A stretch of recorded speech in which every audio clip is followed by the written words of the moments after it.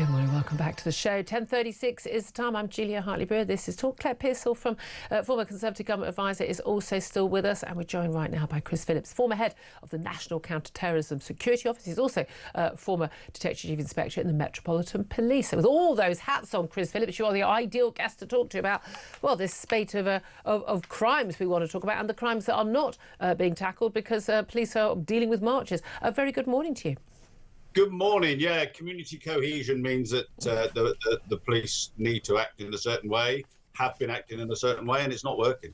It really isn't working because there's a bit of a giveaway, isn't it? Now, we're told all the time, aren't we, by Sadiq Khan, the London mayor, just got a bit of a digging from one of our callers, that, crime is going down. Actually, well, no, violent crime is, and other crimes like, phone thefts and shoplifting are actually going way, way, way up. Look, the sort of crimes we are most terrified of is not having our phones stolen. It's our kids going to school and not coming home alive or ending up in an ICU unit. We've got a 12-year-old boy and a 13-year-old, both stabbed by, it is alleged, a 13-year-old suspect who shouted Allahu Akbar in the science block of a North London school in Brent. This is Kingsbury High School in northwest London. Screaming children seeing all this, hearing him shout Allahu Akbar. Numerous witnesses have said that. Police have got they call them the counter-terrorism unit, but they have not declared that this is a terrorist incident.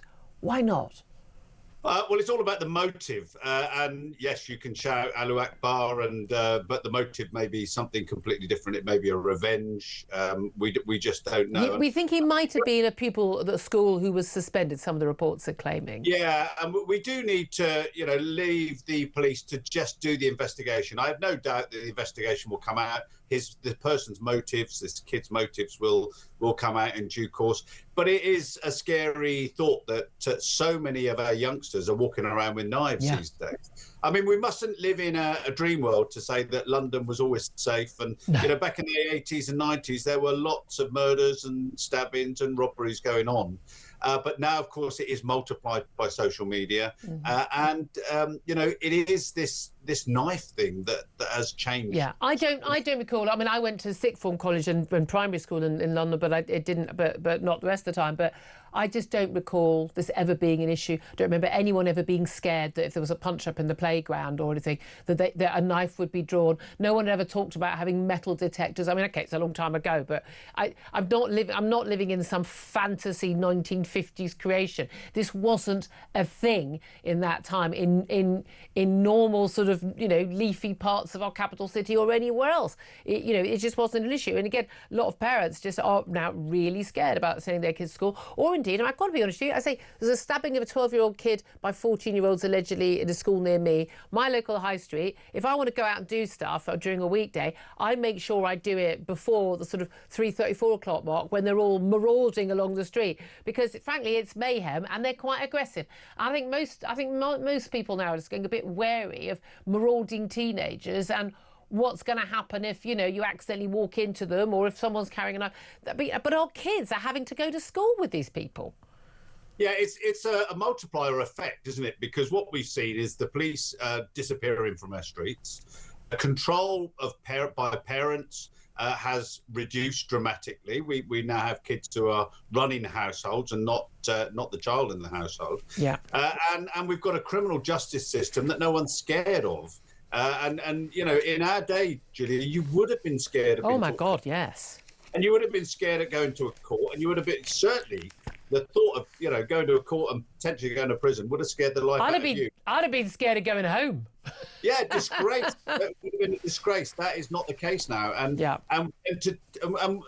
to some extent, society is to blame for this, because we have stopped the police from doing stop and search. And listen, any stop and search is a difficult thing to do. You're going to get it wrong some of the time. But if we don't have that, we don't have visible police officers, we don't have a criminal justice system that works, then we're going to have this multiplier effect of kids being scared or carry a knife and stabbing each other. Yeah, well, we've got another case, teenage boy who murdered a 12-year-old Birmingham schoolboy, Leo Ross, by stabbing him in the stomach.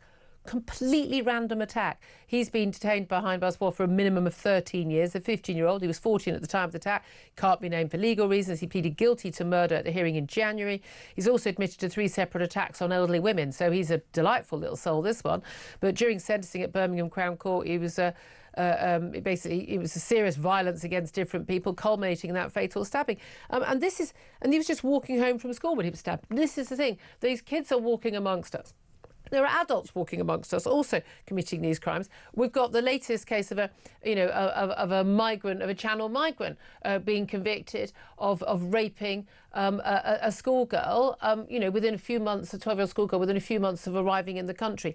These stories just keep on happening, and people are feeling like our streets aren't safe and the police aren't doing anything. Well, what a surprise, certainly in London, we've got police basically not able to be out on the beat as many days of the week as they usually are, because they're spending so many of their resources, and that the police officers, week at work, is spent policing major protests. What are the major protests that are happening in London every other week? Palestine Action, requiring thousands of officers. So they're not free to be on the streets to keep the rest of us safe. This is untenable. And there's already too few police officers. There's not some magic box of police officers that they pull out when there's a demonstration, or even when there's football matches, to be honest. That these are the same guys and girls that are walking the streets, or should be walking the streets on a daily basis. But Julia, I remember 20 years ago the police chief, the ex-police chief of New York, came over to London, and we were talking to them about gangs and and he just laughed at us and said, "You haven't got problems with gangs." But now that problem is becoming much more much more of an issue, and kids are joining up with gangs because they're scared of being attacked. Yeah, and that's the thing. I mean, again, I've got a lot of sympathy. My daughter wouldn't be carrying a knife because she's not worried literally about going from home to school and being knifed. And lots of kids are feeling that way. It doesn't excuse it, but it's understandable. They are more scared of the other kids with knives than they are of the police or going to prison. And they know they're not going to go to prison anyway. Who are we kidding? What is the solution? Because we're told it's not stop and search, when I think stop and search, and certainly the mums of the kids who are carrying knives or at risk of being stabbed, they're very keen on stop and search. There's got to be something, because I simply don't accept that this is just one of those things we just go, well, these things happen. I think this is something that's actually much simpler to do with. The police know who the wrong uns are. They know who the gang leaders are. They know where they hang out. I don't believe for a moment, if they really had the will, if we really had the resources, they couldn't deal with this. No, they could deal with it, and we, police have been dealing with really bad people for many years, and if you have the resources to deal with it, then you can do that. This starts actually, Julia, and it's such a boring old thing, community policing. Yeah. Police officers. I was in charge of a community unit in Clapham, and the amount of intelligence they would bring in. And then there were teams behind them that would be able to go out and carry out surveillance and arrest. If you break down that first aspect of, you don't get the intelligence in, so you don't know what the problem is, then, and all the people that are committing the crime, then you're never going to have the resources behind it to deal with them either. So we do have to, unfortunately, fund the police, give them the powers that they need to do to stop this crime, but actually put a visible presence back on the streets, which allows people to be able to seek refuge or to give advice and information. Absolutely. It's just that simple, isn't it? Chris Phillips, always so good to talk to you, former head of the National Counter-Terrorism Security Office. Thank you for that. Claire Pizzle, you were an advisor in the Home Office for a number of years. What do you make of what you had to say? And I think he's absolutely spot on about community policing. And when you speak to anybody and say what would make the difference in your area, they say, we want to see bobbies on the beat. Yeah. And I know that feels like such a 1970s phrase, but actually there was a reason why they did it. Yeah. I mean, genuinely, I don't know why there isn't a police officer on every local high street when kids come out of school. Yeah, and you can call him back up. That would make easy. That would be safer for the kids.